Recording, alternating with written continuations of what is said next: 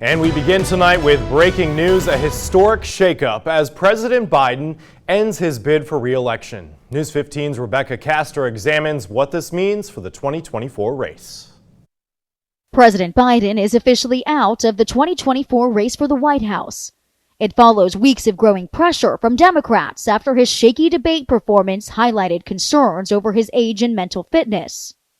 The president shared the news on X, saying in part, "It has been the greatest honor of my life to serve as your president, and while it has been my intent to seek re-election, I believe it is in the best interest of my party and the country for me to stand down and focus solely on fulfilling my duties as president for the remainder of my term." He said he would speak to the nation later this week. In the end, he decided on what Democrats are hoping will be a graceful exit.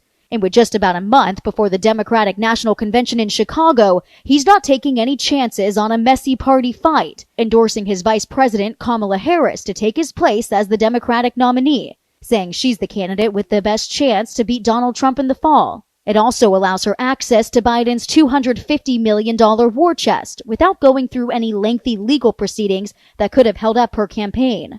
Democrat leaders could move as early as next week to officially make Harris the nominee through a virtual roll call before their convention, though it's not clear if there are other contenders who might object. Biden is the first incumbent president in more than 50 years not to run for re-election, bringing an end to a half-century of public service and opening the door to a new generation of leadership.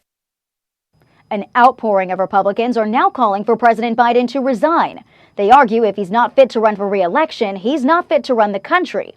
The president says he intends to address the nation later this week to talk about his decision. In Washington, Rebecca Castor, News 15.